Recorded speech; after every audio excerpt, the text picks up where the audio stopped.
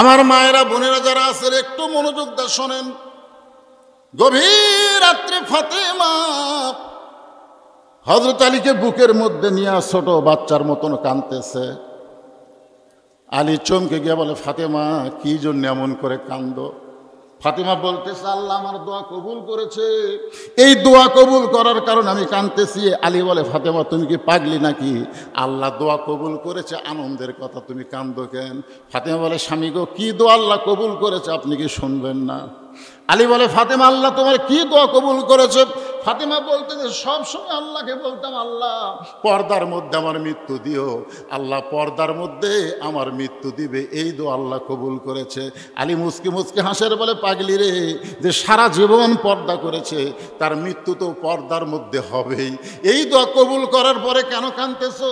ফাতেমা বলে, স্বামী গো, এই মৃত্যুটা কখন হবে তাকে আপনি শুনবেন না? আলী বলে, পাগলি, মৃত্যুর কথা দুনিয়ার কেউ বলতে পারে না, কে কখন মরবে এটা কেউ বলতে পারে না। ফাতেমা বলতেছে, আল্লাহ পাক আমাকে জানাইছে আজকে গভীর রাত্রে ফাতেমার মৃত্যু হবে। যেই মাত্র কইছে গভীর রাত্রে ফাতেমার মৃত্যু হবে, গাছের গোলা কাটলে গাছটা যেমন পড়ে যায়, হযরত তেমনি পড়ে গেলেন ঘরের মাঝায়।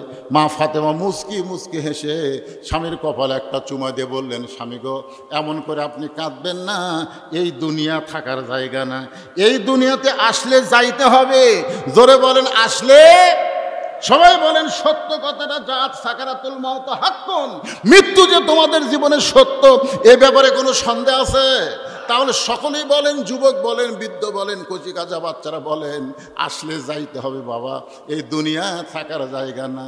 মিশে মায়ায় বন্দি থাইকা করলাম কত খেলা, পশ্চিমে তাকায়া দেখো তোমার ডুইবা গেছে বেলা।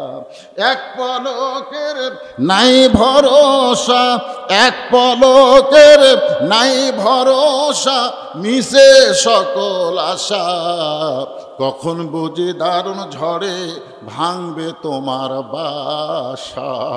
একটাবার চোখ বন্ধ করে দেখেন, এত সুন্দর বাড়ি করেছেন, এত সুন্দর দুনিয়ার ঠিকানা করেছেন, থাকতে পারবেন না, যাইতে হবে, যাইতে হবে।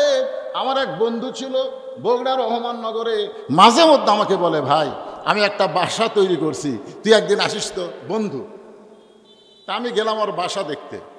বাসা দেখবার যা ওর গেট দেখে, বাসার যে গেট, গেট বোঝেন না, ওই গেট দেখে আমি আশ্চর্য, একে সোনালি রঙের এমন কারুকার্য করা। তা আমি ওটা দেখে বলতেছি, ভাই এই বাড়ি তোর? ওই আমার দিকে তাকায় মুচকি মুচকি হাসে। আমি, হাসিস কেন? বলে, ভাই আসলে আলেমেরা কি মূর্খ নাকি? আমি বললাম, মূর্খামি কি দেখলে? তো কই, এটা বাড়ি, এটা বাড়ি। তাই বললো, ভাই এটা কি? এটা বাসা, বাসা, এত কোটি টাকা খরচ করে তৈরি করছি, তার নাম বাড়ি। তুই যেটা থাকিস সেটা হচ্ছে বাড়ি রে পাগলা, আর এই শহরে যেটা, এটা বাসা। আমি আসলেই চমকে উঠলাম। আমি ওরে কইলাম, ভাই আমি ছোটবেলা একটা গান শুনতাম, সে গানটা তোর কাছে দুই লাইন বলি তো, দেখতো গানটা কেমন লাগে। তোকে চলো আমার ঘরত চলো। তার ভাবনা ঘরত যাওয়ার আগে এই গেটতে এই গান হবে, গেটতে। এপারে তোর বসত বাড়ি, ওই পারে তোর বাসা, এপারে তোর বসত বাড়ি, ওই পারে তোর বাসা। ভবদরিয়ায় পাড়ি দিতে, ভবদরিয়ায় পাড়ি দিতে, কেমনে করলি আশারে, এপারে তোর বসত বাড়ি, ওই পারে তোর বাসা। আমি বললাম, ভাইজান যারা প্রকৃত মুসলমান হবে, দুনিয়ার বাড়ি তাদের বসত বাড়ি, এখানে চিরস্থায়ী থাকতে পারবে না, কিন্তু দুনিয়া ছেড়ে যখন কবরে যাবে, কবর থেকে আসল বাড়ি জান্নাত আল্লাহ তাদেরকে দিয়ে দিবে। তাহলে মুসলমানের আসল বাড়ির নাম কি? এ সবাই জবান খুলে বলেন, নাম কি? আর দুনিয়াতে যত কবর বাড়ি, এ কবর কে গেল রে? কবর হচ্ছে দরজা, কবর একটা বাড়ি হয়। একটা বাড়ির সাইজ কি হয়? প্রত্যেকটা মুসলমান কবর নামক দরজা দিয়ে তার আসল জান্নাত নামক বাসায় চলে যাবে। আপনি জানেন না যে কবরত খালি দেহ থাকবে, দেহ, আর এই যে আমাদের ভিতরের পাখি নাই, পাখি, এই পাখিটা ভালো মুসলমানের পাখি যাবে ইল্লিন নামক জান্নাতের বাগানে। কিয়ামত হওয়া পর্যন্ত ওই ইল্লিন নামক জান্নাতের বাগানে থাকবে আমাদের পাখি। জোরে কোন সুবহানাল্লাহ। আর ওই কাফের বেঈমান যারা মুশরিক ফাজিল, তাদের রুহুটা থাকবে সিজ্জিন নামক জাহান্নামের অতল গহ্বরে। আমাদের পাখি থাকবে কোথায়? ইল্লিন নামক জান্নাতের বাগানে। জোরে কান কোথায় থাকবে? মাশাআল্লাহ। বিশ্বাস করেন না আপনার ভাই? বিশ্বাস করেন না? রাসূল ডাকতে বললেন, ফাতেমা, ও ফাতেমা, তোমার কি কখনো মনে হয় তোমার বাবা আল্লাহর নবী বলে তুমি জান্নাতি? তোমার বাবা বিশ্ব নবী বলে তুমি জান্নাতে যাবে? এ কথা কি তোমার কখনো মনে হয়? ফাতেমা বলে, বাবা, এ কথা সবসময় আমার মনে হয়, আমার কোনো টেনশন নাই, আমার বাবা হলো বিশ্ব নবী। রাসূল চোখের পানি বের করে বলে, ফাতেমা, তোমার বাবা বিশ্ব নবী বলে তুমি জান্নাতি, এইটা কখনোই মনে করবা না।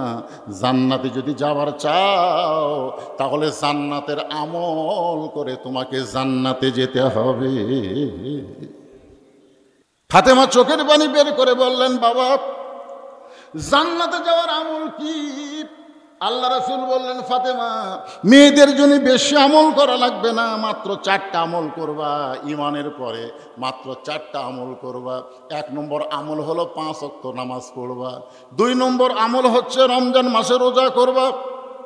আমার মায়েরা যারা পর্দার অন্তর আছেন একটু মনোযোগ দিয়ে শোনেন।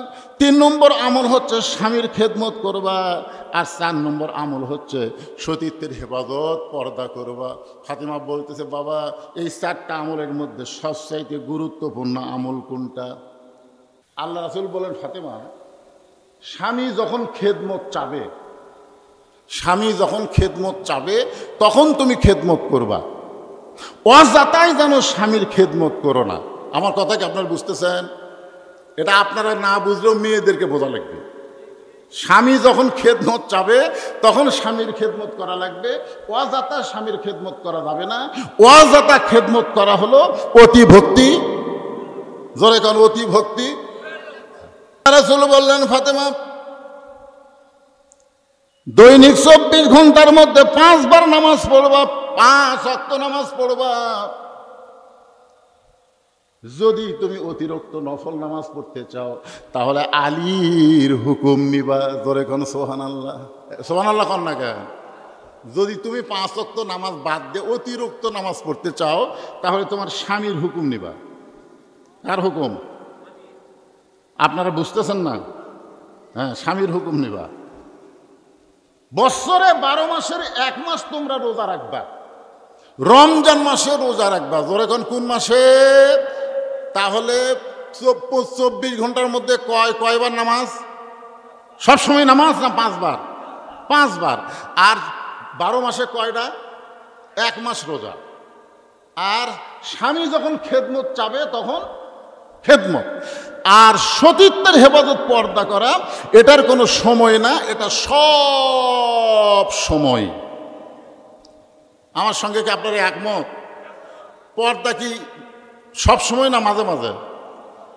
আপনাকে এলাকায় কি কোনোদিন আপনি দেখছেন যে দাদির গাঁত বোরকা আছে, নাতনির গাঁত নাই? আমার এলাকার কোনো মেয়ে মানুষ মরে গেলে 5 কাপড় দেয়। আপনাকে এলাকাত কটা দেয়? আমার এলাকাত মরে গেছে 5 কাপড় দিছে। আপনাকে এলাকাত মরে গেলে মেয়ে মানুষের কয় কাপড় দেয়? আচ্ছা, ওই খাটনি মেয়ে মানুষের লাশ যে রাখে, খাটনি কি লাশ বাইর করে থই না ঢাকা থই? লাশ কি করে? ঢাকা থই। আপনার বুঝতেছেন না আমার কথা? তো লাশটা যখন ঢাকে তখন ফেরেশতারা কি করে জানেন? হে আল্লাহ, এই মেয়ে মানুষ যখন জীবিত আছিল তখন পাড়ার সব পুরুষ মানুষ এই মেয়ে দেখছে, এখন মরে গেলে 5 কাপড় দিয়ে আবার খাটনি চাদর দিয়ে ঢাকছে। কারণ কি? আল্লাহ বলতেছে, দেশের নাম বাংলাদেশ রে, ওই দেশের মেয়েরা বাঁচতে মানে না রে, মরার পরে মানে। আপনারা বলেন তো, মরার পরে পর্দা করে কোনো কাম হবে? কথা বলেন, কোন কাম হবে? দেখবেন হঠাৎ যদি আপনার বউ আপনাকে খুব বেশি ভক্তি করতেছে, সেই দিন একটা অন্যায় করবি। একেবারে কারেন্টের ফ্যান বন্ধ করে দেয়, তাল পাকার বাতাস। কে গো কারেন্ট নাই? আছে। তো কারেন্ট আছে তো ফ্যান বন্ধ করে তাল পাকের বাতাস কেন? বলে আপনি জানেন না আপনার পায়ের তলে আমার জান্নাত। আপনার খেদমত করে আমি জান্নাতে যাওয়ার চাই। বাম হাতে পাখার বাতাস করে আর ডান হাতে স্বামীর কপাল টিপতেছে, চুল টানতেছে, পায়ের লোক টানতেছে, গাও টিপে দিচ্ছে। স্বামী কয়, কে গো তুমি আজকে হঠাৎ আমাকে এত খেদমত করতেছে? বলে আমি এখন সবসময় এরকম খেদমত করব। স্বামী খুবই খুশি। এক সময় স্বামী বলেই ফেলে দিছে, তোমার মতন বউ পাওয়া ভাগ্যের ব্যাপার। যেই বলেছে তোমার মতন বউ পাওয়া ভাগ্যের ব্যাপার, সঙ্গে সঙ্গে বউ কান্না শুরু করছে, কেউ কানতেছে। স্বামীকে কে গো কান্দো কেন? বলে এমনি। কি হয়েছে গো? এমনি। স্বামী কয়, আচ্ছা তুমি কি জন্য কান্দতেছে? কান্দার কারণ কও। আপনাকে বলে তো কোনো লাভ নাই, আপনাকে বলে কোনো লাভ নাই। স্বামী বলে, একটা বার বলো। বিশ্বাস করবেন, আপনি যখন চাকরির যান, আপনি যখন ব্যবসা করবার যান, আপনি যখন জমিতে কাজ কাম করবার যান, আপনার বুড়া বাপ আর বুড়িমা আমার কলজা পুড়ে দিছে। আপনি যদি এই বাপ মায়ের সাথে থাকতে চান, তাহলে আল্লাহর হস্তে আমাকে বাপের বাড়িতে পারে দেন। আর যদি আমাকে নিয়ে জান্নাতে সংসার করবার চান, ওই বুড়া বুড়িকে বাদ দেওয়া লাগবে। ওমা আলাইনা ইল্লাল বালাক। আমার যা ওয়াজ ছিল আপনাকে শুনেছি, এখন আপনি কি আমল করবেন আপনি চিন্তা করেন। এখন স্বামীর কাছে যদি এই জিকির থাকে, এ জামার দিকে তাকান, স্বামীর কাছে যদি এই জিকির থাকে, আল্লাহর কোরআন থাকে, তাহলে আল্লাহর কোরআন স্বামীকে এসে বলবে, লিয়াবলুয়াকুম আইয়ুকুম আহসানু আমালান ওয়া হুয়াল আজিজুল গফুর। আল্লাহু আকবার। কি বুঝলেন? আল্লাহর কোরআন বলতেছে তোমাকে পরীক্ষা করা হবে, সুন্দর আমলের পরীক্ষা করা হবে। লিয়াবলুয়াকুম আইয়ুকুম আহসানু আমালা, তোমাকে সুন্দর আমলের পরীক্ষা করা হবে। এই মুহূর্তে তোমার সুন্দর আমল কি? আল্লাহর কোরআন বলতেছে, ওয়া কাযা রাব্বুকা আল্লা তা'বুদু ইল্লা ইয়্যাহু ওয়া বিল ওয়ালিদাইনি ইহসানান। আল্লাহর ইবাদতের পরেই তোমাদের বাপ মাকে তোমরা ভক্তি করো, তোমরা সম্মান করো, তোমরা আদর করো, তোমরা খেদমত করো। একথা কার? বউ বাপ মায়ের বিরুদ্ধে করলো আর আল্লাহর কোরআন বাপ মার। তাহলে আপনি কোনটা পরীক্ষা কোনটা? এই সময় আপনি কি করবেন? বউ কাছেলে আদর করবেন, বরং আপনাকে বলে ওঠ ওঠ। বউ কই, কে গো পাতা পাকার বাতাস? এই লাগবে না পাকার বাতাস, কপাল টিপতে লাগবে না তোর কপাল টেপা। ব্যাগ যা আছে বের হ। কোথায় যাব? তুই না তুই বাপের বাড়ি যাবার চালি? তুই কি মনে করছিস পাগলি তুই আমার খেদমত করবো? হঠাৎ ভক্তি করে আমার বাপ মায়ের বিরুদ্ধে ওয়াজ করবো? আমার বাপ মা মরে গেলে কিয়ামত পর্যন্ত কাঁদলে বাপ মা পাওয়া যাবে না। আর তুই সকালে মরবু, বিকালে বিয়ে করবো রে। বউ মরলে বউ পাওয়া যায়, বউ ছেড়ে দিলে বউ পাওয়া যায়, কিন্তু বাপ মা মারা গেলে কাঁদলে কিয়ামত পর্যন্ত পাওয়া যায় না। দরকার হলে বাপ মার কাছেই থাকবো, তোর মতন বউকে ঘরে রাখবো না। সঙ্গে সঙ্গে বউ পা ধরে বলবে, আপনি আসলে আল্লাহর ওলি। জোরে কোন কথা ঠিক কিনা ভাই? কথা কম লাগে। তাহলে এখন বলেন, আসলে যাইতে হবে। জোরে কোন আসলে। ফাতেমা হযরত আলীর মাথাটা নিজের হাঁটুর উপরে নিয়ে কবলে একটা চুমা দিয়ে বলতেছে, স্বামী গো এমন করে আপনি কাঁদবেন না, কারণ আসলে যাইতে হবে এই দুনিয়া থেকে। আমি আজকে গভীর রাত্রে বিদায় নেব। আমি যাওয়ার আগে আমার 3টা চাওয়া আপনাকে পুরা করা লাগবে। আলী কান্দের বলে, ফাতেমা দুনিয়াতে গরিব ছিলাম বলে তুমি কিছুই চাইলা না। দুনিয়াতে হযরত আলী ধনী ছিল না গরিব ছিল? আল্লাহ রাসূল বলেছেন, ফাতেমা কোনোদিন কোনো কিছু চাইলে আমার আলীরে কষ্ট যেন দেশ না। দুনিয়ার বহু ধনী ধনী যুবক তোকে বিয়ে করতে চাইছিল মা, আমি তাদের কারো একজনের সঙ্গে তোকে বিয়ে দিবার চাইছিলাম, কিন্তু স্বয়ং আল্লাহ ঘটকালি করে ওই আলীর সঙ্গে তোর বিয়ে হয়েছে। আমার আলী বড় গরিব, আমার আলীকে কষ্ট দিবে না, সেই জন্য ফাতেমা কোনোদিন আলী কষ্ট পাক এরকম কোনো কিছু চাইনি। আলী কান্দের বলে, ফাতেমা একদিন গভীর রাত্রে আমি চেতন পাইলাম, চেতন পায়ে দেখে হাসান হোসাইন 2 ভাই 2 ধারে ঘুম পাড়তেছে। আমি আলী চেতন পায়ে দেখে ফাতেমা ঘরের মধ্যে নাই। এখন স্বামী চেতন পায়ে যদি বউকে ঘরের মধ্যে না দেখে, যত বড় আল্লাহর ওলি হোক, সন্দেহ হবে কি হবে না? দরকার হবে কি হবে না? হযরত আলী দরজায় তাকায় দেখেন ফাতেমা এরকম একটা অন্না মাথার উপরে দিয়া গভীর রাত্রে খুব জোরে জোরে হাঁটতেছে। আলীর সন্দেহ হয়ে গেল এই গভীর রাত্রে ফাতেমা তাহলে যাবে কোন জায়গায়, নিরাপদ দূরত্ব বজায় রেখে পিছনে পিছনে হাঁটতেছে। আল্লাহর নবী যেই ঘরে ঘুমায় ওই ঘরে জানলার পাশে ফাতেমা দাঁড়ায় গেছে। হযরত আলী দূর থেকে লক্ষ্য করে দেখে নবী যেই ঘরে ঘুমায় ওই ঘরের জানলার পাশে ফাতেমা চুপটি করে দাঁড়িয়ে আছে। আলী মনে মনে চিন্তা করে আমার বিরুদ্ধে কিছু বলার জন্য বাপের কাছে আইছে, দেখি কি বলে। কিছুক্ষণ পরে আলী শুনতে পায় ফাতেমা জানলা দিয়ে বলতেছে, বাবা আজকে যদি আমার মা খাদিজা দুনিয়াতে থাকতো, আজকে যদি আমার মা খাদিজা দুনিয়াতে থাকতো আমি আপনার কাছে আসতাম না বাবা, কিন্তু আমার মা দুনিয়া থেকে চলে গেছে, এখন আপনি ছাড়া তো আমার কেউ নাই, মেহেরবানি করে ফাতেমার জন্য কি একটু দরজা খুলবেন না। আল্লাহ নবী যখন দরজা খুলে দেয় ফাতেমা দরজা দিয়া যেই মাত্র নবীর ঘরে ঢুকছে এমন সময় হযরত আলী এক দৌড়ে জানলার কাছে এসে কানটা লাগায় দিছে। দেখি বাপ মেয়ের মধ্যে কি গল্প হয়। রাসূল বলে, ফাতেমা তুই একা একা ঘরের মধ্যে কেন ঢুকলি মা, আলীকেও ঘরের মধ্যে নিয়ে আয়। হযরত আলী জানলা থেকে চমকে উঠছে, কেরে আমি জানলার কাছে, এটা রাসূল কেমনে জানলো? রাসূল বলেন, ফাতেমা তুই কেন একা একা ঘরের মধ্যে ঢুকলি, আমার আলীকেও ঘরের মধ্যে নিয়ে আয়। ফাতেমা বলতেছে, বাবা আপনার জামাই আলী ঘুম পাড়তেছে, হাসান হোসেন ঘুম পাড়তেছে, বাবা গো এই সুযোগে আমি আপনার কাছে আইছি চোরের মতন, মেহেরবানি করে আপনি একটু বাতি জ্বলান, মেহেরবানি করে একটু বাতি জ্বলান। রাসূল বলে, ফাতেমা বাতি জ্বলান লাগবে না, তুই কি বলবি বল। ফাতেমা বলতেছে, এর আগে বহুদিন বলেছি, বলে কোনো লাভ হয় নাই, আজকে একটু আপনাকে দেখাবার চাই। আল্লাহ নবী যখন বাতি জ্বালাইছে এমন সময় ফাতেমা দুইটা হাত নবীর সামনে বাড়ায় দেয়। বাতির আলোতে নবী দেখতে পায় ফাতেমার হাতের তালু আছে কিন্তু চামড়া নাই, দুইটা হাত গোস্তের টুকরার মতন হয়ে গেছে। বলে, বাবা এই হাত দিয়া আমি জাতা আর ঘুরাতে পারি না বাবা, জাতা ঘুরাইতে গেলে হাত ফেটে রক্ত বের হয়ে আটাগুলো সব লাল হয়ে যায়। বাবা গো দুইটা দিনের জন্য আমাকে একটু খাবার দেন, দুইটা দিনের জন্য একটু খাবার ব্যবস্থা করেন, আমার স্বামীও যেন জানতে না পারে, আমার হাসান হোসেনে যেন জানতে না পারে।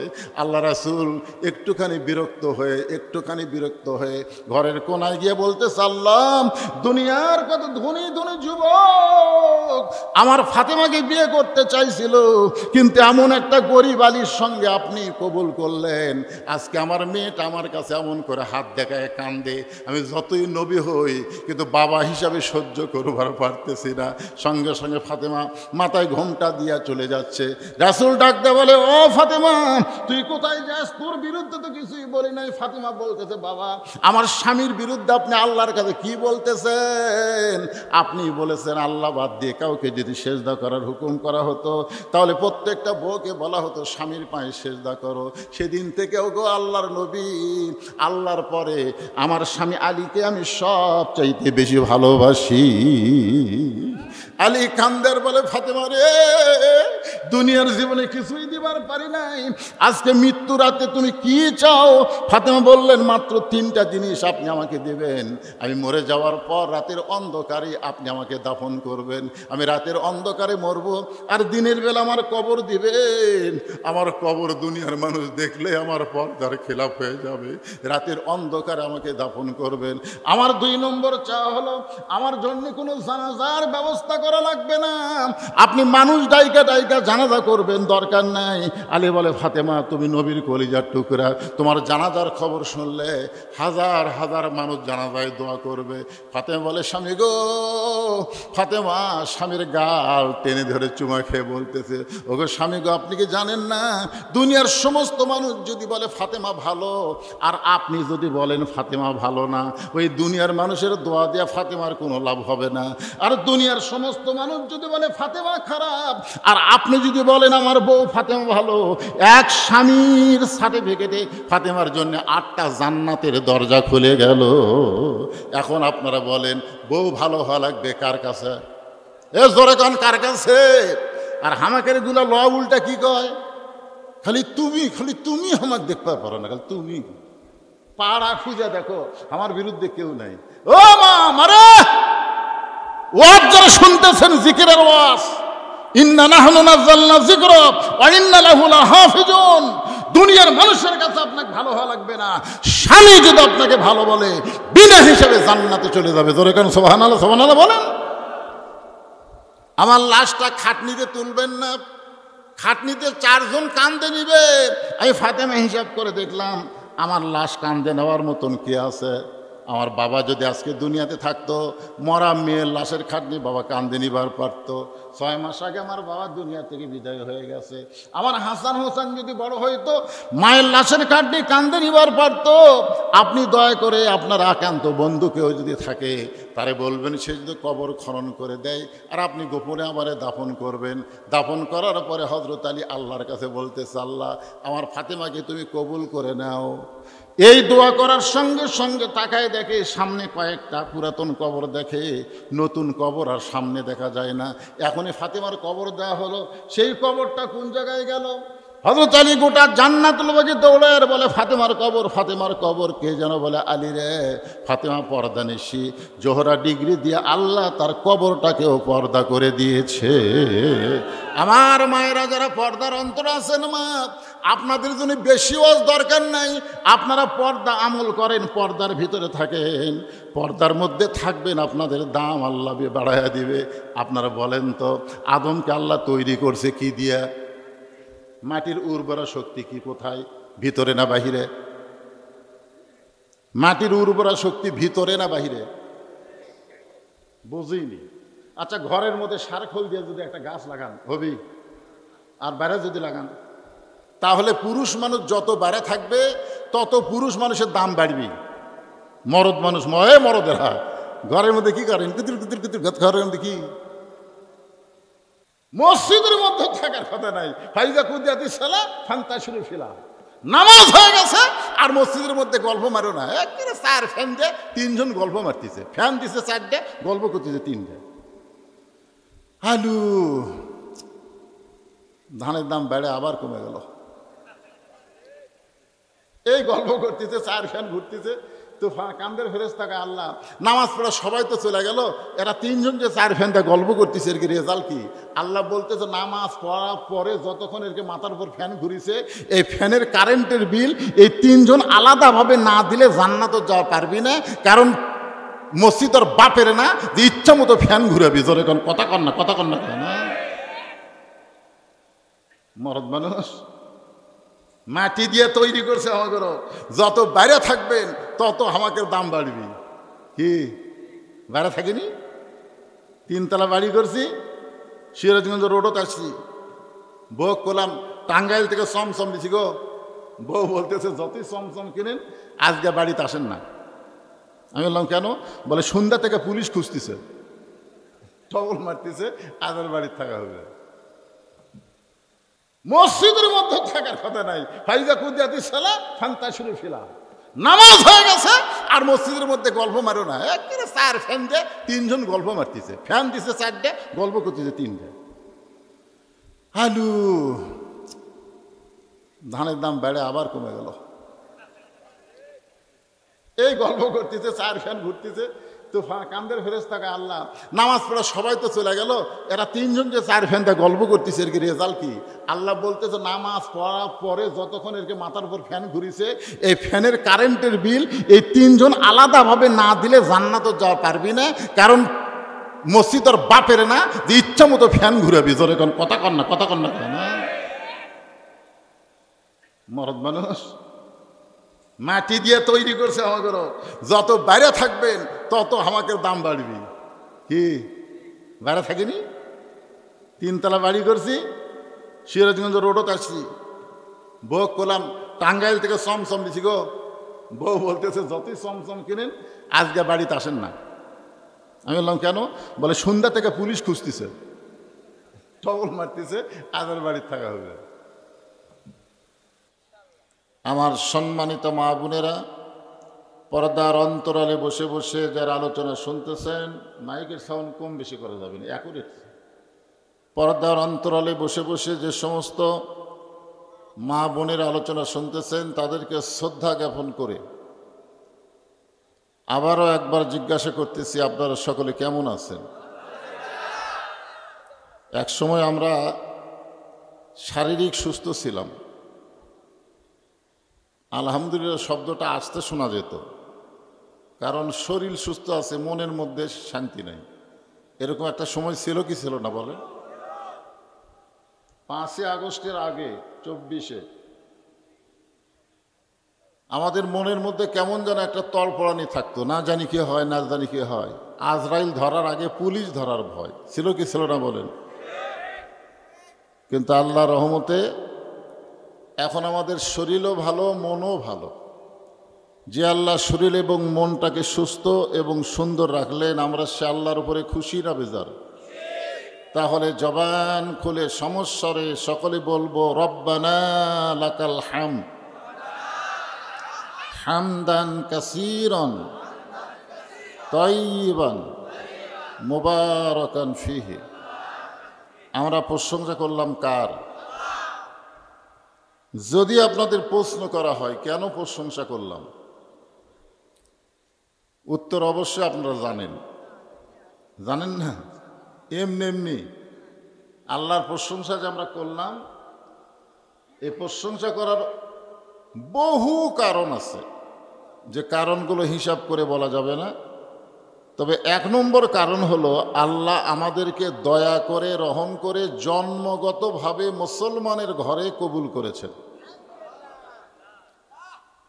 আমরা এই দুনিয়াতে আসার আগে একটা জগতে ছিলাম। এই যুবকগুলা ভালো করে শোনো, সে জগতের নাম হলো আলমে আরওয়াহ, রুহের জগৎ। রুহের জগৎ কিসের জগৎ? সেই জগৎ থেকে যে আমরা দুনিয়াতে এসেছি, ওই জগতের কথা কি আমাদের মনে আছে? কিন্তু ওই জগতে যে আমরা ছিলাম এটা বিশ্বাস করেন? মাশাআল্লাহ, বিশ্বাসী মিলাই বস্তু তর্কে বহুদূর।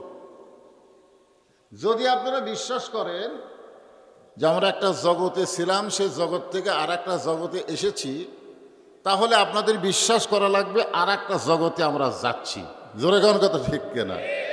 আমরা এক জগতে ছিলাম, জোরে কোন এক জগতে, এক জগতে আর জগতে।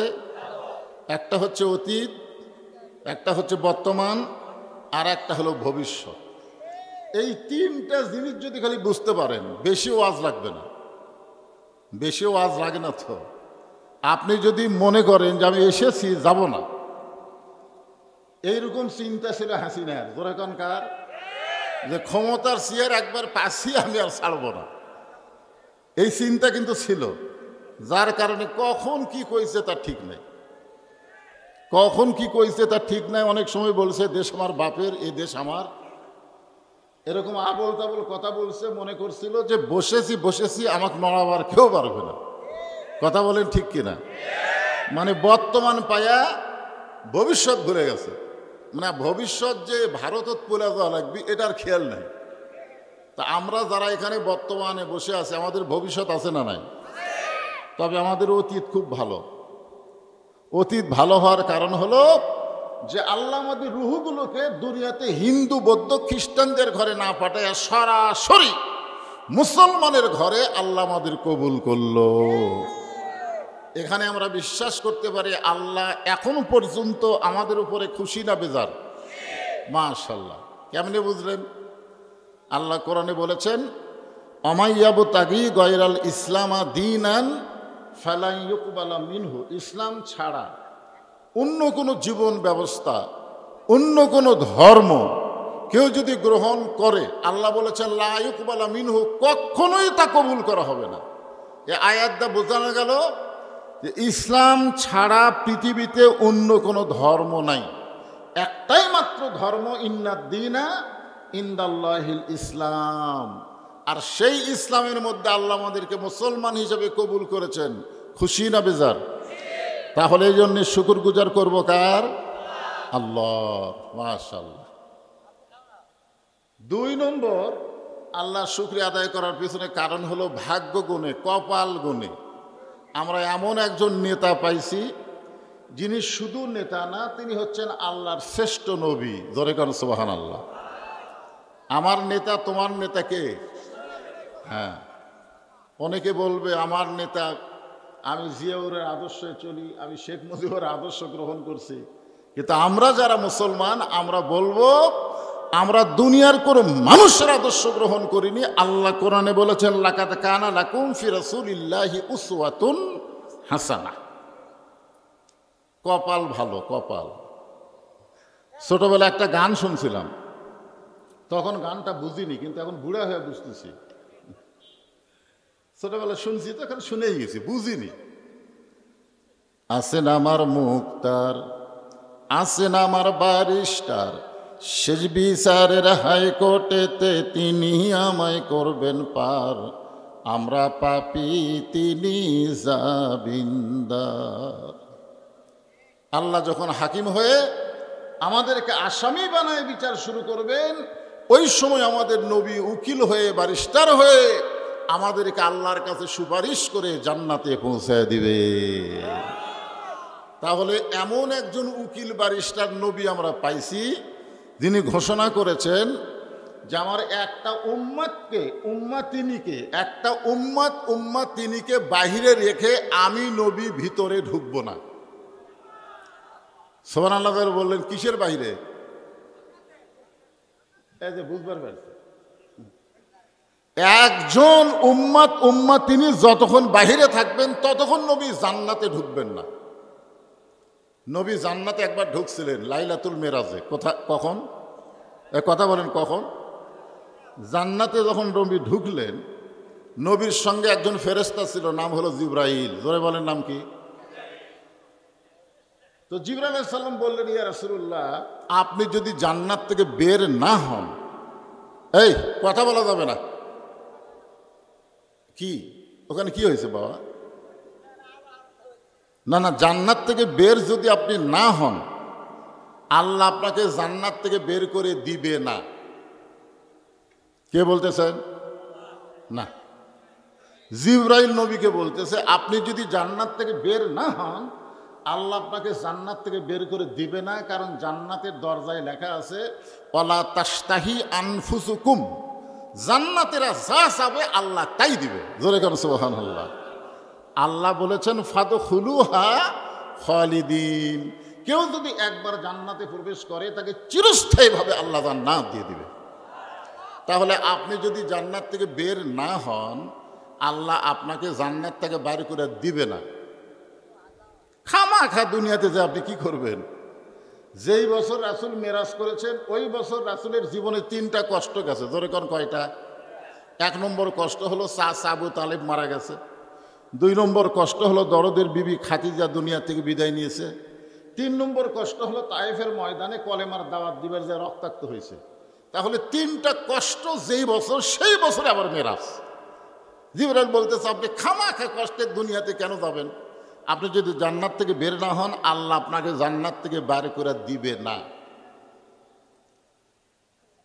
সঙ্গে সঙ্গে আমাদের নবী বললেন, জিবরাইল, যেই কথা একবার বলেছ, এ কথা আর দ্বিতীয়বার বলো না। আপনারা বলেন তো, জিবরাইল কি নবীর পক্ষে বলতেছে না বিপক্ষে বলতেছে? তো নবী এত গরম হলো কেন? যেই কথা একবার বলেছ, এ কথার দ্বিতীয়বার বলবো না। কারণ আমি নবীকে আল্লাহ যদি জান্নাতে থাকার জন্য ঢুকতে বলতো, আমি জান্নাতে ঢুকতামই না। আমি শুধু জান্নাত দেখার জন্য ঢুকছি। আল্লাহ আমার উম্মতের জন্য কেমন জান্নাত বানাইছে, সেই জান্নাত দেখার জন্য ঢুকছি। আমি সেই দিন জান্নাতে থাকার জন্য ঢুকবো, যেদিন আল্লাহ আমার সমস্ত গুনাহগার উম্মতিনীকে জান্নাত দিয়ে দিবে। এখন বলেন, যেই নবী নেতা জান্নাতে যায় আমাকে বলে নাই, আর আমরা দুনিয়ার কি সব নেতা পাচ্ছি। আমার নেতার চরিত্র ফুলের মতন পবিত্র, নামাজ পড়ে না 1 ওয়াক্ত, সিগারেট খায় 7 ওয়াক্ত। জোরে কোন কথা ঠিক কি না? কি শালা নেতা, ওরা ঠিক মতো পরিষ্কারই না। ওরকে পিছনে আমরা ঘুরতেছি, কয় এটা আমার নেতা, এটা আমার নেতা। শোনেন, তিনি হচ্ছেন নেতা, যিনি কেঁদেছেন, কাঁদতেছেন এবং কাঁদবেন শুধুমাত্র আমাদের জন্য।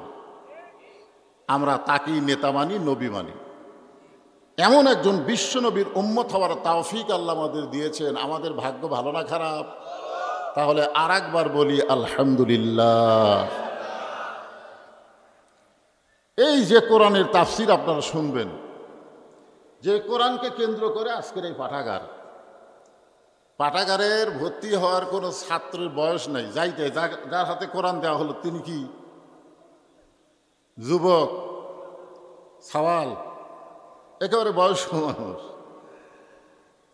সেই কোরআন আল্লাহ আমাদেরকে নিয়ামত স্বরূপ দান করেছেন, যে কোরআন থেকে আমি আপনাদের সামনে আলোচনা করব।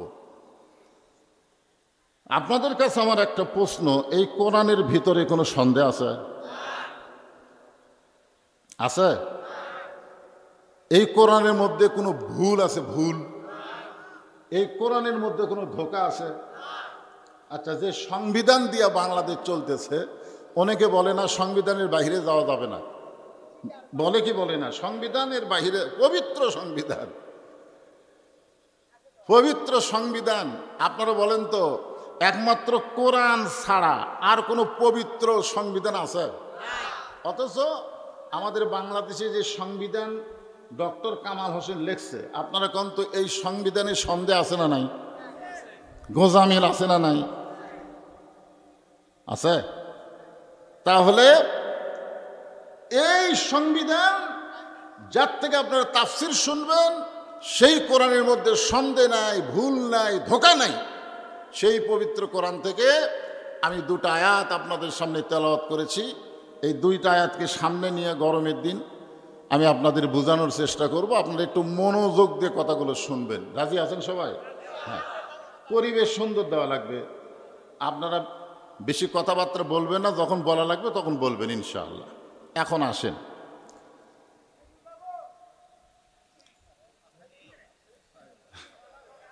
এই যে বাবা শোনো, ফাযকুরুনি আযকুরুকুম ওয়াশকুরুলি ওয়ালা তাকফুরুন। আল্লাহ বলতেছেন তোমরা আমার জিকির করো, আমি তোমাদের জিকির করব। আপনারা বলেন তো এটা কোন জিকির? এটা কোন জিকির? আমাদের বাংলাদেশে একটা দলই আছে জাকের পার্টি, জোরে কোন কি পার্টি? হ্যাঁ, কোরআনে জিকিরের কথা আছে না নাই? ইন্না নাহনু নাযালনা যিকরা ওয়া ইন্না লাহু লাহাফিজুন। আল্লাহ বলেছেন এই কোরআনকে আমি জিকির হিসাবে নাজিল করেছি, আর কোরআন হেফাজতের দায়িত্ব কার? আরো জোরে বলেন। হাদিস হেফাজতের দায়িত্ব আল্লাহর না। হাদিসের মধ্যে ভুল আছে, হাদিসের মধ্যে সন্দেহ আছে, হাদিসের মধ্যে গরিব হাদিস, জয়ীফ হাদিস, মৌজু হাদিস আছে না নাই? আজ দেখবেন আহলে হাদিসের মধ্যে এটা কি সহিহ হাদিস, এটা জাল হাদিস। কিন্তু আজ পর্যন্ত কোন শায়েখ কি বলতে পারছে এটা জাল আয়াত? জাল আয়াত কোনোদিন বলতে পারছে? কেন পারেনি? কারণ হাদিস হেফাজতের দায়িত্ব আল্লাহ নেয়নি, কোরআন হেফাজতের দায়িত্ব আল্লাহ স্বয়ং নিজে নিয়েছে। ধরে কেন সুবহানাল্লাহ। তাহলে সেই কোরআন থেকে যে কথাটা বলা হবে আপনাদের বিশ্বাস করা লাগবে। বিশ্বাস করার দরকার আছে না নাই? একটু যদি এদিক সেদিক মনে করেন তাহলেই তো শেষ। তো আল্লাহ বলতেছেন যে আমাকে স্মরণ করে, জিকির করে, আমি আল্লাহ তার জিকির করি। আপনারা বলেন আল্লাহর একজন মস্ত বড় পয়গম্বর ছিল, নাম হলো নূহ নবী। জোরে বলেন নাম কি? নাম শুনছেন আপনারা? আচ্ছা ঠিক আছে, ঠিক আছে, ঠিক আছে, মনোযোগ দিয়ে শুনতেছেন। নূহ নবী শুকনা জায়গায় একটা নৌকা তৈরি করতেছেন। শুকনা নৌকা কিসের জন্যে? শুকনার জন্য না পানির জন্য?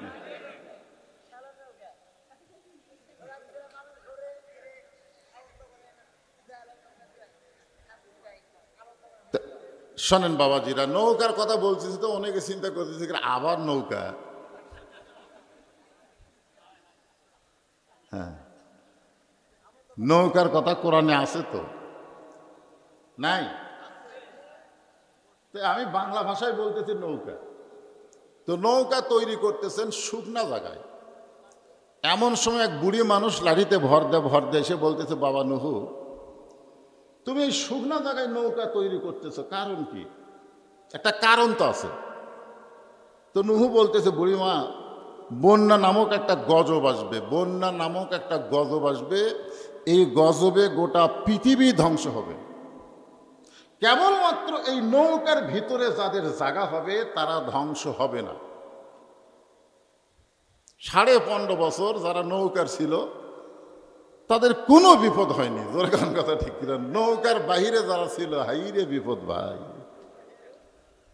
বাড়ি ঘুম পাড়ারই সময় নেই, বাড়ি আছে 3 তলা, ঘুম পাড়ে আলুর বাগুড়ের মধ্যে। তো বুড়ি খুব চালাক, বুড়ি বলতেছে, বাবা নুহু, বন্যা গজব যখন শুরু হবে তখন সবাই যদি এই নৌকা উঠবার চায়, এই সামান্য নৌকার মধ্যে কি সব মানুষের জায়গা হবে? নূহ নবী বললেন, বুড়িমা, নৌকার মধ্যে জায়গা পাবে তারা আল্লাহর ইমানদার বান্দা বান্দি যারা। নৌকার ভিতরে কারা জায়গা পাবে? আল্লাহর ইমানদার বান্দা বান্দি যারা নৌকার ভিতরে জায়গা পাবে তারা। বুড়ি বললেন, তাহলে আমিও নৌকায় জায়গা পাবার চাই। সঙ্গে সঙ্গে নূহ বললেন, বুড়িমা তাহলে আপনি পড়ে নেন, লা ইলাহা ইল্লাল্লাহু নূহু নবিয়ুল্লাহ। পড়েন সবাই, লা ইলাহা ইল্লাল্লাহ নূহু নবিয়ুল্লাহ। আমরা মুসলমান, আমরা কোনো নবীকেও আমরা খাটো করি না, সমস্ত নবীকে আমরা সম্মান করি, বিশ্বাস করি। খ্রিস্টানদেরকে যদি বলেন তোমরা লা ইলাহা ইল্লাল্লাহ মুহাম্মদ রাসূলুল্লাহর জীবনে পড়বে না। ইহুদিদেরকে যদি বলেন লা ইলাহা ইল্লাল্লাহ ঈসা রুহুল্লাহ, কোনোদিনও পড়বে না। কারণ ইহুদি মুসা পর্যন্ত, খ্রিস্টান ঈসা পর্যন্ত, আর মুসলমান বিশ্ব নবী সব নবী পর্যন্ত। জোরে কোন সুবহানাল্লাহ। তাহলে নূহ নবীর নামে কলমা পড়তে আমাদের কোনো আপত্তি আছে? সবাই বলেন, লা ইলাহা ইল্লাল্লাহু নূহু নবিয়ুল্লাহ। নূহ নবী বলতেছেন, বুড়িমা আপনার আর কোনো সমস্যা নাই, আর কোনো টেনশন নাই, আর কোনো চিন্তা নাই। বন্যা নামক গজব যখন আসবে তখন আমি আপনাকে হাত ধরে এই নৌকায় উঠে নেব। সঙ্গে সঙ্গে বুড়ি বলতেছে, আলহামদুলিল্লাহ। ধরে কারণ বুড়ি কি বলছে? আসলে বলা লাগতো কি? যখন বলতেছে যে বুড়িমা বন্যা গজব যখন শুরু হবে তখন আমি আপনাকে হাত ধরে নৌকায় উঠায় নিব, তখন বলা লাগতো, নুহু তুমি খুব ভালো মানুষ, বন্যা গজব আসলে তুমি আমাকে হাত ধরে উঠাবা, তুমি খুবই ভালো মানুষ। কিন্তু বুড়ি কিন্তু নূহ নবীর প্রশংসা না করে কার প্রশংসা করছে? এটা কখন করছে? ঈমান গ্রহণের আগে না পরে?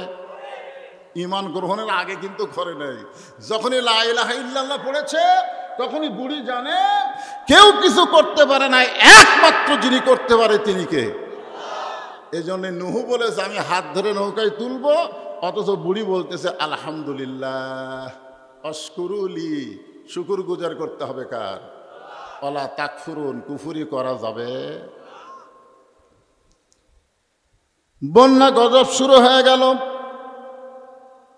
গোটা পৃথিবী 40 দিন, গোটা পৃথিবীর যত উঁচু পাহাড় আছে সমস্ত পাহাড় পর্বতমালা 40 দিনে পানির তলে ডুবে থাকলো। গোটা পৃথিবী যখন ধ্বংস হয়ে গেল, একসময় পানি কমে গেল। নূহ নবীর নৌকা যদি পর্বতে যখন ভিড়ে গেছে, আল্লাহ ডাক দেয়, বলে নূহ রে, নৌকার খবর কি? নূহ বলতেছে আলহামদুলিল্লাহ। নৌকার ভিতরে যারা জীবিত আছে তারা, নৌকার বাহিরে যারা ধ্বংস হয়েছে তারা।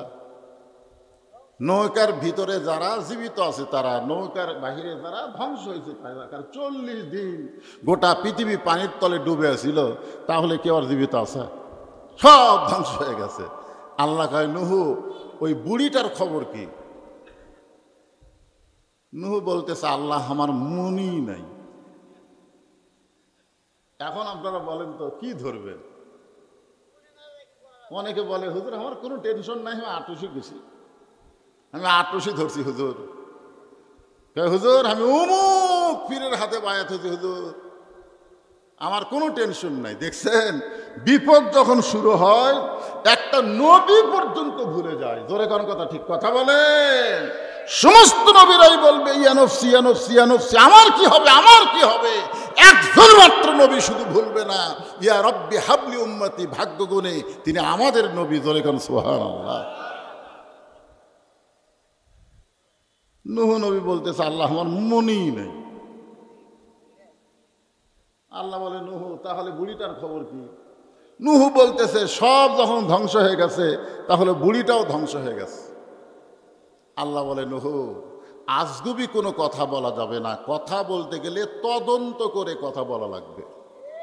আজগুবি রাজাকার, আজগুবি জিএমবি, আজগুবি জঙ্গি, এগুলো কথা বলার সুযোগ আর নাই। বাংলাদেশের মানুষ আর বোকা নাই।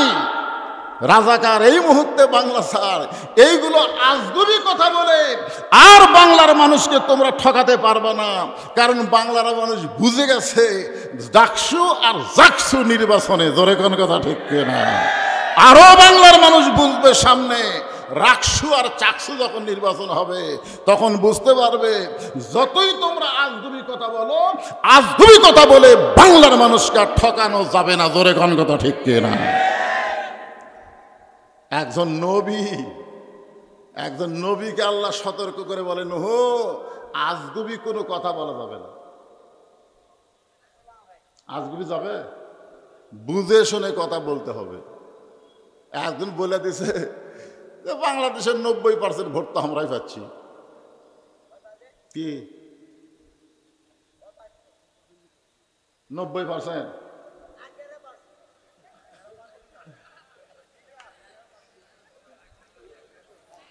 মুসলমান যারা হবে তাদের তথ্য নির্ভর কথা বলতে হবে। জোরে কোন কথা ঠিক কিনা?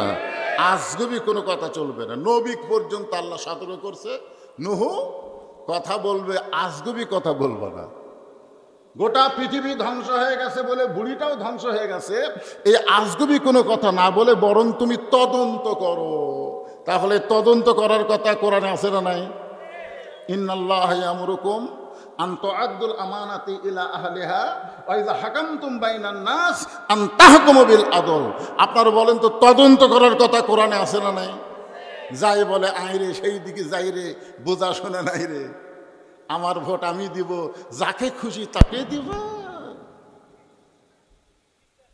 আমার ভোট আমি দিব, যাকে খুশি তাকে দিব না, দেখে শুনে ভালো মানুষকে দিব। জোরে কোন কথা ঠিক না? যাই বলে আইরে সেই দিকে যাই রে, বুঝা শোনা নাই রে, কি সেই দিন আর নাই। তদন্ত করবেন না আল্লাহর কোরআন দিয়ে? হ্যাঁ, কত বড় নিয়ামত আল্লাহ আপনাদেরকে দিয়েছেন। জায়গা অনুযায়ী নিয়ামতটা সাইজ মতো মারা লাগবে। হ্যাঁ, জায়গা বুঝে, হ্যাঁ, মার্কা দিকে। ওয়াল ওয়াজনা বিল কিস্তি ওয়ালা তুখসিরুল মিজান। আল্লাহর বান্দার একটু মনোযোগ দিয়ে শুনবেন। নূহ নবী তদন্ত করতে গেলেন। তদন্ত করতে গিয়ে দেখে বুড়ি তো দূরের কথা, বুড়ির ঝুবড়ি বাড়ি পর্যন্ত কিছুই হয়নি। গোটা পৃথিবী নূহ নবী তদন্ত করতে চায়, দেখে বুড়ি তো দূরের কথা, বুড়ি যে বাড়ি থাকে ওই বাড়িরই কিছু হয়নি। রাখে আল্লাহ, মারে আল্লাহ। বিশ্বাস করতে হবে আল্লাহ যদি সম্মান দেয় দুনিয়ার কেউ তাকে অপমান করতে পারবে না। জোরে কোন কথা ঠিক কি না? 5 তলা বিল্ডিং এর উপর চড়ে 1.5 লাখ টাকার খাট, 12,000 টাকার কম্বল ওড়ে তামানে গাওয়ার দিয়ে রাত 9টার সময় বলতেছে আমার বাড়ি আমার ঘর আমাকে নামাইকে, আমার বাড়ি আমার ঘর আমাকে নামাইকে। 2 কান্দে 2 ফেরেশতা বলতেছে আল্লাহ, এই ঘুমানোর সময় একটা দোয়া পড়া লাগতো, আল্লাহুম্মা বিইসমিকা আমুতু ওয়া আহইয়া। এই দোয়াটা না পড়ে কি পড়ে ঘুমাইছিল? ই যে বলতেছে আমাকে নামাইকে, এক নামানোর কেউ নাই। 40 সালের আগে, 41 সালের আগে নামানোর কেউ নাই। দোয়াজ পড়ছে আমার বাড়ি আমার ঘর আমাকে নামাইকে। রাত 3টার সময় একটা ভূমিকম্প। জোরে এখন কি কম্প? খালি বিল্ডিং একটু সামান্য একটু নড়া দিছে, ওই এত ফোর্সে নামছে যে কম্বলের মধ্যে লুঙ্গি খুলে আছে, এই লুঙ্গিটাও পর্যন্ত পরার সময় পায়নি। কি হয়ে নামছে? ন্যাংটা হয়ে। ধরে কান কি হয়ে? কান্দের ফেরেশতা বলতেছে, আল্লাহ নামাইলা নামাইলা, তাই বলে ন্যাংটা করে নামাইলা। আজকে যারা বুঝতেছেন না, আবল তাবল কথা বলতেছেন, আমার আল্লাহ ন্যাংটা করে নামালাম, বাংলাদেশে 45 মিনিট টাইম দেয়নি, ভারতে পাঠায় দিছে। জোরে কোন কথা ঠিক? বুড়িটার ঝুপড়ি বাড়ি পর্যন্ত কিছুই হয় নাই। আল্লাহ ডাকতে বললেন, নূহ তদন্ত করো। এবার নূহ নবী তদন্ত করার জন্য বললেন বুড়িমা। যেই বললেন বুড়িমা, সঙ্গে সঙ্গে বুড়ি টোপলা নিয়ে হাজির। যেই বলছে বুড়িমা, সঙ্গে সঙ্গে কি নিয়ে হাজির? নূহ নবী বললেন বুড়িমা টোপলা কেন? বলে বাবা সাইজ হয়ে আছি, ওয়ালা তামুতুন্না ইল্লা ওয়া আনতুম মুসলিমুন। আমাদেরকে সাইজ হয়ে থাকা লাগবে। সাইজ, সাইজ বোঝেন? এখন যে সাইজ হয়ে আছেন, মরে যাবেন, কি হয়ে মরবেন? আল্লাহ বলেছেন মৃত্যুবরণ করো না। মুসলমান না হয়ে মৃত্যুবরণ করা যাবে না। মুসলমান হয়ে মৃত্যুবরণ করতে গেলে আমাদের সাইজ হয়ে থাকা লাগবে। জোরে কোন কথা ঠিক কিনা? ও যে একটা গান শুনছিলাম, যখন শেখ রেহানা আর শেখ হাসিনা পলাচ্ছে, দুই বোন, আপনার ভিডিও দেখছেন, সামান্য একটা ভিডিও কিন্তু দেখাচ্ছে। শেখ রেহানা খালি মাটির দিকে তাকা হাঁটতেছে, আর শেখ হাসিনা খালি। ওই সময় আমার এই গানটা মনে পড়ল, কতজনকে কত কি দিলাম, যাবার কালে এক চামচারও দেখা না পাইলাম। আহা, বাড়িঘর সহায় সম্পত্তি সবই থাকবে, সব থাকবে, যে কোনো মুহূর্তে আমাদের ডাক আসবে। জোরে কোন কথা ঠিক কিনা? যে কোনো মুহূর্তে। খালি ডাক দিছে বুড়িমা, আর বুড়ি টোপলা নিয়ে হাজির। কারণ বুড়ি সাইজ হয়ে বসে আছে যে বন্যা নামক গজব আসবে, আর গজব আসলে তো খেতা খুঁতা এরকম গোছাতে দেরি হয়ে যাবে, এদিকে পানি এসে তুলে ফেলে দিবে। দরকার নাই, আগে থেকে সাইজ। নূহ নবী কখন বুড়িমাকে ডাকবে এটা বুড়ি যেমন জানে না, কখন আমাদের আজরাইলের ডাক পড়বে, মৃত্যুর ডাক পড়বে, আমরাও কিন্তু কেউ জানি না। জোরে কোন কথা ঠিক কিনা? ছেলেবেলেরা কি ভাবতেছে? তোমার দাদা বেঁচে আছে, এই তোমার দাদা বেঁচে আছে, তোমার বাপ বেঁচে আছে, তুমি তো সিরিয়াল নম্বর 3। যুবকেরা একটু মনোযোগ দাও বাবা, তোমাদের জন্য ওয়াজ। বুড়া মানুষকে ওয়াজ শোনা লাভ কি? যখন হয় চামড়া ঢিল, আল্লাহর সাথে দিছে মিল, এমনি মিল দিছে। যখন রুকু সেজদা ঠিক মতো করবার পারত, তখন মসজিদে যায়নি। ঘুষের চাকরি যতদিন করছে ততদিন তওবা করেনি। চাকরি যেই রিটায়ার হচ্ছে, আল্লাহর কাছে বলতেছে, আল্লাহ আমি আর জীবনে ঘুষ খাবো না, আল্লাহ আমি আর খাবো। আল্লাহ কয়, পাগলা তোর চাকরি আছে? তোর চাকরি নাই, তুই ঘুষ খাবি কেমনে? যতদিন মাজায় বলছিল ততদিন মসজিদে যায়নি, এখন বুড়া হয়ে গেছে, চামড়া ঢিল, মসজিদে দিছে মিল, এখন খালি দোষ ধরতেছে। আমার এলাকার এরকম একজন মুরব্বী সারা জীবন শয়তানি করছে, বুড়া বয়সে নামাজ ধরছে। ওই মসজিদে আজান দেওয়ার আগে আসে, মুয়াজ্জিন আজান দেওয়ার আগে আসে। যদি 1-8 মিনিট দেরি হয়, এই মুয়াজ্জিন মাস গেলে বেতন নেওয়া না মিয়া। মুয়াজ্জিন কয়, কে রে, এই বুড়া বয়সে নামাজ ধরে আমার চেহারে শুরু করলো। তো এখন ওই বুড়ার ভয়ে মুয়াজ্জিন ঠিক মতো আজান দেয়। তো বুড়াই ফজর নামাজ পড়বার এসে দেখে মুয়াজ্জিন আজান দিয়ে যায় গোসল করছে। মুয়াজ্জিন আগে কি দিছে, তারপরে গোসল করছে। বুড়া কয়, কে রে, আগে আজান দিল তারপরে গোসল করলো, তার মানে না পাক অবস্থা আজান দিল, দিয়ে পাক হলো। যাক, আজকের দিন কিছু কমো না। পরের দিন আবার এসে দেখে মুয়াজ্জিন আজান দিছে, ওই বুড়াক দেখে আজান দিয়ে তারপরে গোসল করছে। ইমাম সাহেব যেই ফজরের সালাম ফিরাইছে, বুড়া লাভ ধরে বলতেছে জরুরি এলান। সমস্ত মুসল্লি কয় কি জরুরি এলান? বলে আপনারা জানেন এই মুয়াজ্জিন ফজর আজান দেয় তারপরে গোসল করে। সমস্ত মুসল্লি কয় নাউজুবিল্লাহ, মুয়াজ্জিন সাহেব আপনি নাপাক অবস্থায় আজান দেন তারপরে গোসল করেন। মুয়াজ্জিন বলতেছে এই বুড়ার জন্য, এই বুড়া এই সারা জীবন শয়তানি করছে আর বুড়া বয়সে নামাজ ধরছে, 1 মিনিট দেরি হওয়ার দেয় না। আপনারা মাস গেলে আমাকে 4000 টাকা বেতন দেন, বর্তমান সময়ে বলেন তো 4000 টাকা বেতন দিয়ে আমার সংসার চলবে? 5 ওয়াক্ত নামাজের আযান দেই, বেতন দেন মাত্র 4000।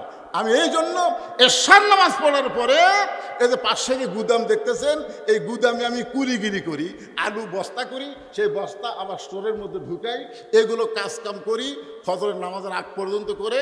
আমার শরীর তো ঘামে যায়, শরীরের মধ্যে ময়লা জমে, এই বুড়ার জন্য, এই শালা বুড়ার জন্যে আমি আগে আজান দেই, কারণ দেরি হলেই তো খেপে যাবি, এর জন্য আগে আজান দেই, তারপরে আমি গোসল করি। কয় টাকা বেতন দেন মুয়াজ্জিন? এই জন্যই বলতেছি যে বুড়া হলে, চামড়া ঢিল হয়ে গেলে নামাজ পড়লে হবে না। সব ইবাদত হতে পারে কিন্তু নামাজ হবে না। নামাজ পড়ার বয়স আছে, 7 বছর থেকে নামাজের তালিম দেও, 10 বছর থেকে জোর করে নামাজ ধরাও। জোরে করার কথা ঠিক কিনা? কারণ বাংলাদেশে কোনো ইবাদত মানুষকে মানুষ করতে পারবে না। একমাত্র ইবাদত মানুষকে মানুষ বানাবে, তার নাম হচ্ছে নামাজ। আল্লাহ কোরআনে বলেছেন ইন্নাস সালাতা তানহা আনিল ফাহশাই ওয়াল মুনকার, একমাত্র নামাজই পারে মানুষকে যাবতীয় ফাহিশা খারাপি থেকে, বেহুদা কাজ থেকে ফিরাই রাখতে। আজকে ছেলেদের হাতে যে মোবাইল আছে, আছে না নাই? জোরে করা, এই যে মারতেছে প্রত্যেকটি ছেলেদের হাতে, খালি ছেলে, এই বাচ্চাদের হাতে তো মোবাইল। কি মোবাইল ছাড়া ভাত খায়? এই মোবাইলের মধ্যে কত কিছু দেখা যায়, কিন্তু যারা নামাজ পড়বে 5 ওয়াক্ত, বিশ্বাস করেন এই মোবাইলের খারাপ কিছু তারা দেখবে না। খারাপ কিছু সামনে আসলেই আস্তাগফিরুল্লাহ আস্তাগফিরুল্লাহ, কেউ না দেখলেও আল্লাহ দেখতেছে, আর 2 কান্দের ফেরেশতা লিখতেছে। জোরে কোন কথা ঠিক কিনা ভাইজান? দেখতেছে কে? নামাজ পড়ার সঙ্গে সঙ্গে আল্লাহ 2টা পুরস্কার দিবেন।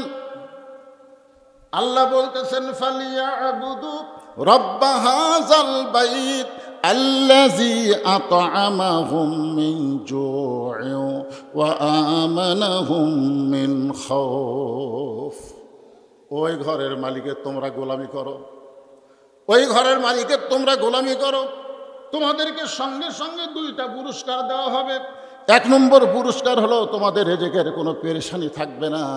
আর 2 নম্বর পুরস্কার হলো ওই ভারতের ভয় করা লাগবে না, আমেরিকার ভয় করা লাগবে না, যাবতীয় ভয় থেকে আল্লাহ তাআলা পুরাপুরি নিরাপত্তা দিয়ে দিবে। সুবহানাল্লাহ, জোরে কোন। নামাজ ইযা নুদিয়া লিস-সালাত মিন ইয়াউমিল জুমআহ ফাসাউ ইলা যিকরিল্লাহ, এই নামাজকে আল্লাহ জিকির বলেছেন। ফাযকুরুনি আযকুরুকুম, নামাজ হচ্ছে সবচাইতে দামি জিকির। জোরে কোন কথা ঠিক কিনা? কথা বলে। নূহ নবী বলতেছে বুড়িমা বন্যা গজব শেষ। বন্যা গজব কি শেষ? আসলে তোমাকে ডাক দেওয়ার আমি খেয়ালই করি, তোমাকে যে হাত ধরে নৌকায় তুলবো তোমার কথা আমার মনেই নেই। বুড়ি মুচকি হাসিতে বলতেছে বাবা, এই জন্যই তুমি যখন বলছিলে বন্যা গজব আসলে হাত ধরে নৌকায় উঠাবো, তখন আমি প্রশংসা করছিলাম কার? কারণ আমি জানি সবাই সবাইকে ভুলতে পারে, কিন্তু একজন কখনো ভুলবে না, তিনি হচ্ছেন আমাদের। আরো জোরে বলেন। তাহলে যিনি আমাদের কখনোই ভুলবে না, তাহলে জিকির করব কার নামে? আরো জোরে না? দয়াল বাবা, আমার দয়াল বাবার। কেন মাইক এরকম ভম ভম করে কেন বাবা? সাউন্ড আসতে হোক, কিন্তু দয়াল বাবার দরবারেতে কেউ ফিরে না খালি হাতে। কি তাহলে সব সময় জিকির করব কার? জিকির মানে হ্যাঁ, নামাজ আসতেছে, জিকির মানে পর্দাও আছে, সব আলোচনা হবে, একটু ধৈর্য নিয়ে বসবে। এখন ফেরেশতা জিবরাইল এসে দেখে সড়কের উপরে হযরত ইব্রাহিম চোখের পানি নিয়ে কাঁদতেছে। কি নিয়ে কাঁদতেছে? চোখের পানি নিয়ে কাঁদতেছে। ফেরেশতা জিবরাইল বললেন, ওগো আল্লাহর নবী ইব্রাহিম, নিচে নমরুদের চুলার আগুন দাউ দাউ করে জ্বলতেছে, আর নিচের আগুনের দিকে তাকায়া আপনি কি এমন করে কাঁদতেছেন? যদি আপনি চান, এই খেয়াল করেন, ফেরেশতা জিবরাইল বলতেছে, যদি আপনি চান, আল্লাহ আমাকে 600 পাকা দিছে। কয়শো পাকা? একটা পাখার বাতাস দিব, আগুনের চুলে সাগরের মধ্যে গিয়ে নিভে যাবে। যদি আপনি খালি খালি চান। আমাদের জাতির পিতা বললেন, জিবরাইল, একমাত্র আল্লাহ ছাড়া অন্য কারো কাছে চাওয়া যাবে? এটাকে অন্তর থেকে বলতেছেন না এমনি এমনি? একমাত্র আল্লাহ ছাড়া অন্য কারো কাছে চাওয়া যাবে না। সূরা ফাতিহার মধ্যে আমরা সবাই স্বীকারোক্তি দিচ্ছি। এই টার্গেট লাইট মারে কে? সবাই আমার সঙ্গে পড়েন, পড়েন, ইয়াকা না'বুদু ওয়া ইয়াকা নাস্তাঈন। আমরা গোলামি করি কার? আমরা সাহায্য চাইব কার কাছে? উকিল এসে বলতেছে, আজকে রাত 12টায় আপনার ফাঁসি হবে, আজকে রাত 12টায় আপনার ফাঁসি হবে। মীর কাসেম আলী বলতেছে, এখন রাত কয়টা বাজে? তো বলে, এখন রাত বাজে 9:30। কয়টার সময় ফাঁসি হবি? খেয়াল করে শোনেন, কয়টার সময় হবি? আর এখন বাজে কয়টা? 9:30। মীর কাসেম আলী মুচকি মুচকি হাসতেছে আর বলতেছে, আলহামদুলিল্লাহ, এখনো 2.5 ঘন্টা। আপনাদের কিছুই মনে হচ্ছে না? মুচকি মুচকি হাসতেছে আর বলতেছে, এখনো 2.5 ঘন্টা, নিচের নমরুদের আগুন দাউ দাউ করে জ্বলতেছে, 600 পাখা আছে, একটা পাখার বাতাস দিলে আগুনের চুলা সাগরে নিভে যাবে। ইব্রাহিম নবী বললেন, জিবরাইল, তুমি আমার ঈমানের পরীক্ষা নিচ্ছ? আমি এখন পর্যন্ত নমরুদের আগুনের চুলার দিকে একবারও তাকাই নাই, কারণ বিশ্বাস করি নমরুদ আগুন জ্বলাবার পারে, পুড়ানোর ক্ষমতা নমরুদের হাতে নাই, পুড়ানোর ক্ষমতা একমাত্র কার হাতে? আরো জোরে বলেন। 2.5 ঘন্টা, আলহামদুলিল্লাহ। খামাখা 2.5 ঘন্টা বসে থাকে কি করব? আমি 2 ঘন্টা ঘুম পাড়ি। মীর কাসেম আলী বলতেছে, আমি 2 ঘন্টা ঘুম পাড়ি, যদি সে এত না পাই। ঘুম আলে তো মানুষ, এই জন্য তো আমরা দোয়া পড়ি, আল্লাহুম্মা বিইসমিকা আমুতু ওয়া আহইয়া। আল্লাহ ঘুম দেওয়ার মালিক, যদি চেতন না করে, আপনি চেতন হতে পারবেন? তো বলতেছে, যদি চেতন না পাই তাহলে তুমি আমাকে ডাক দিও। উকিল কয়, ফাঁসি হবি আর ঘুম আসবে, যদি চেতন না পাই আমি ডাক দেব। উকিল মনে করছে ফাঁসির চিন্তায় লোকটা পাগল হয়ে গেছে। ফাঁসির কন্ডম সেল থেকে মন খারাপ করে উকিল চলে গেছে। রাত যখন 11:30 বাজে, দেখে যে 2 ঘন্টা তো চলে গেছে, যাই তো। 11:30 সময় এসে দেখে ফাঁসির কন্ডম সেলের মধ্যে মীর কাসেম আলী নাক ডাকা ঘুম পাড়তেছে।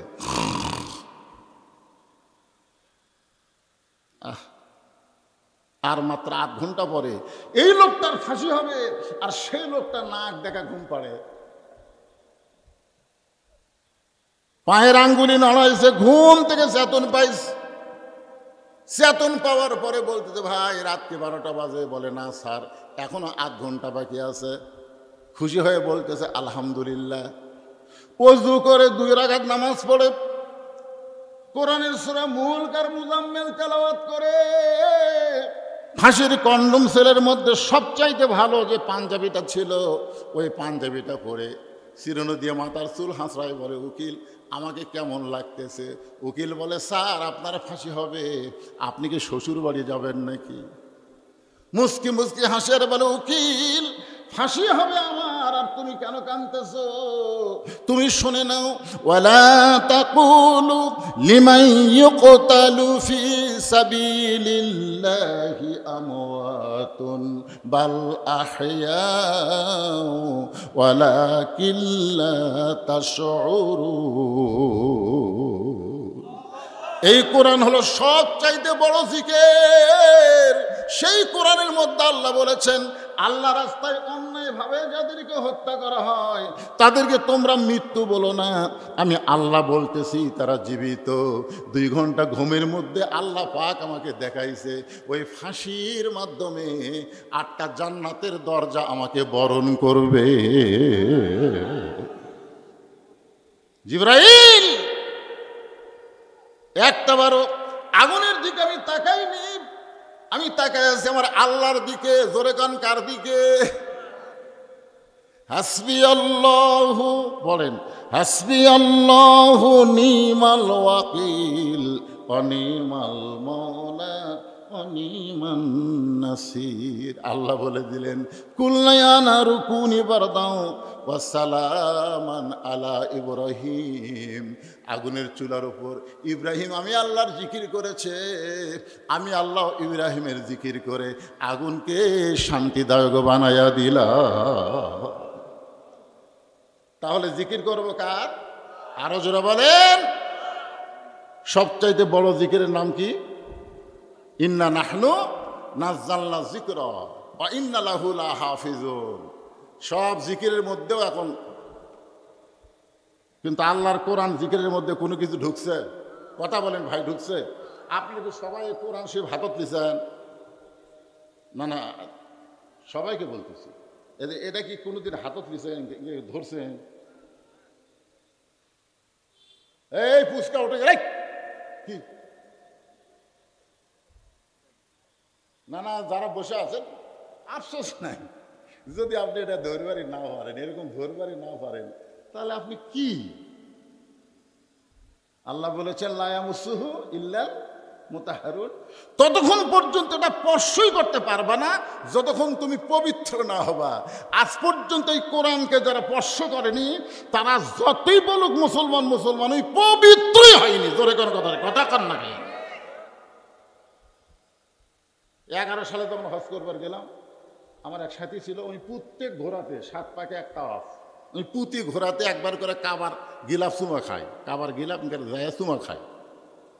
আমার তাই হুজুর আপনি কয়বার খাচ্ছেন ভাই? আমি বললাম ভাই আমি একবারও খাইনি, অত ধারত আমি যাবারই পারি না, যে মানুষের ভিড় আমি কাবার ধার দিয়ে যাবারই পারি না। তাই হুজুর আপনি বোঝেন না, যখন ওই কাবার গিলাফের কাছে যাবেন খালি ইনকে কুনা মারবেন, ইনকে কুনা মারলে রাস্তা বার হবি, দৌড়ে যায় চুমা খাবেন। হুজুর কাবার গিলাফ চুমা খাওয়া কত বড় ভাগ্যের ব্যাপার। আমি বললাম পাগলা, ওই কাবার গিলাফ চুমা খায় একটা সোয়াবও নাই। আমার সাথে আরো হাজি ছিল, তারা কাছে হুজুর একটা আলেম হয়ে এরকম জালিমের মতন কথা বললেন, কাবার গিলাফ চুমা খায় কোনো সওয়াব নাই। না, একটা সওয়াবও নাই, কারণ ওই কাবার কোনো পাওয়ারই নেই। ওই কাবার কোনো পাওয়ার নাই, কারণ কাবা ছেড়ে নবী হিজরত করে যখন মদিনায় গেছিল, মদিনা থেকে মক্কা বিজয়ের দিনে নবী এসে দেখে কাবার ভিতরে 360টা মূর্তি। যে কাবা নিজে মূর্তি খেতাবার পারে না, সেই কাবার গিলাফ চুমা খেলে কোনো সওয়াব হবে না, কারণ কাবার কোনো পাওয়ার নাই। সমস্ত পাওয়ার হচ্ছে আল্লাহর আর আল্লাহর কোরআনের। জোরে কোন কথা ঠিক না? কাবার কি পাওয়ার? দরজা খুলে দেখি হাই রে আবু জেহেল একটা মূর্তিতে আটকে থোজে ভাই, কাবার দরজা দেওয়ালের দিকে লোহা পুঁতে মূর্তি আটকে রাখছে। চিন্তা করছেন? হ্যাঁ, আপনাদের মসজিদের কোন পাওয়ার আছে? কথা কয় না কেন? মুয়াজ্জিন একদিন এশার নামাজ পড়ে তালা না দিয়ে বাড়িতে গেছে, ফজর নামাজ পড়বে আসে দেখে মাইক নাই, মাইক নাই। তা আপনারা বলেন তো মুসল্লিরা দোষ দিবে কার? আল্লাহর না মুয়াজ্জিনের? ঘর কার? তো মুয়াজ্জিনের দোষ কেন? তার মানে বোঝা গেল ঘর আল্লাহর হতে পারে, কিন্তু তালা দেওয়ার একটা লোক, তালা খোলার একটা লোক থাকা লাগবে। জোরে কথা কন না কেন? কথা বলেন। আমি লোকটাকে বললাম যদি পারো আল্লাহর কোরআনকে এভাবে ধরো, এভাবে কোরআনকে ধরো, যদি পড়বার নাও পারো কোরআনকে বুকের সঙ্গে একবার চাপে ধরো। দৈনিক যে ব্যক্তি 2-3 বার কোরআনকে বুকে চাপে ধরবে আল্লাহ তার হার্টের ব্যায়াম ভালো করে দিবে। জোরে কোন সুবহানাল্লাহ। এটা কি কি বুঝছেন? এমনি এত বড় সাহস, আল কোরআনের আলো কুটি কবি, সেটা আপনারা ভালো করে চিন্তা করেন। আল কোরআনের আলো সংসদে জালো, কোরআন হাদিস যেখানে দুনিয়ার মুসলমান লিল্লাহে তাকবীর। ঘরের মধ্যে কোরআন চলতেছেন, আপনাকে পাঠাগারও তো চলবে। কিন্তু ঢাকা ওয়াসা কোম্পানি একটা টাঙ্কি বানাচ্ছে ঢাকা, ওই টাঙ্কির গাওয়াত লেখা আছে 2 কোটি লিটার পানি। 2 কোটি লিটার পানি আটে এই টাঙ্কি। নিচে 8-10টা ডিপ টিউবওয়েল দিয়ে ওই পানি তুলতেছে অনবরত ওই টাঙ্কিতে। ওই টাঙ্কির পানি পাইপের মাধ্যমে একেবারে মানুষ শুনে পেরে পাচ্ছে, ভম ভম করতেছে। পাইপের মাধ্যমে প্রত্যেকটা বাসায় পানি যাচ্ছে, বাসার লোকেরা পানি পান করতেছে, ওযু করতেছে, গোসল করতেছে। কিন্তু একদিন গভীর রাত্রে ওই টাঙ্কির ছাপনা খুলে, টাঙ্কির কি খুলে? ছাপনা আছে, ছাপনা বুঝেন না? ছাপনা খুলে ওর মধ্যে একটা মরা মহিষ ঢুকে দিছে। মরা মহিষ ঢুকে দিয়ে আবার ছাপনা আটকে দিছে। ওই মহিষটা ওই ডিবের পানি যে উঠতেছে, ওই পানিতে ওই মহিষটা আস্তে আস্তে ফুলে উঠে পৌঁছিয়া গলে ওই টাঙ্কির পানি নিচ থেকে কিন্তু পবিত্র পানি উঠতেছে, কিন্তু টাঙ্কির মধ্যে কি? মরা মোষ। ওই মরা মোষ ঘুলে গেলে সমস্ত বাসার চলে যাচ্ছে পানি। বাসার লোকেরা পানি দিয়ে গিলাসের মধ্যে অসাকাহম রব্বহম সারাবান তহুর। আপনারা বলেন তো, যতই কোরআন শরীফ পড়ে দোয়া পড়ে পানি পান করবে, পানি পাক হবে? কেন হবে না? কারণ টাঙ্কি না পাক। তোর এখন কি না পাক? আমাকে বাংলাদেশের টাঙ্কির নাম হলো সংসদ। যেরকম টাঙ্কির নাম কি? ওই সংসদ যদি না পাক থাকে, আপনি যতই ঘরের মধ্যে ওয়াসাকাহুম রাব্বুহুম শারাবান তাহুরা বলে পানি পান করেন, আপনি পবিত্র পানি পাবেন না। আগে টাঙ্কি পবিত্র করা লাগবে। জোরে কোন কথা ঠিক কিনা? হ্যাঁ, টাঙ্কি পবিত্র, ঘরের মধ্যে কাল ঢুকতেছে আর কোরআন শরীফ খতম দিচ্ছে। আমার এলাকার যে মেয়েটা সবচেয়ে বেশি কোরআন খতম দেয়, ওই মেয়েটা বেপরদা। হ্যাঁ, এক চাচা এসে বললো, হুজুর আমার বৌমা এই বছর রমজানে 3 খতম কোরআন পড়ছে, বক্সা দেন। ওরা আবার বক্সাবার পারে না, আমাকে কই বক্সা দেন। তো বক্সা দিয়ে লাভও আছে, প্রতি খতম 100 টাকা করে, বুঝেন না? হাই রে, রমজান মাসের শেষের 10 দিন আমাকে টাকা ভাই কোন পকেটে থবেন? সব পকেট ভরা, খালি বক্সা দেওয়া। আমি কইলাম, চাচা আপনার যেই বেটার বউ 3 পারা 3 খতম কোরআন পড়ে, সেই বেটার বউয়ের পর্দা আছে? 3 বার কোরআন শরীফ খতম দিছে 1 মাসে, অথচ সেই আয়াতটা কতবার পড়েছ? করোনা ফি বুয়ুতিকুন্না ওয়ালা তাবাররাজনা তাবাররুজাল জাহিলিয়াতিল উলা।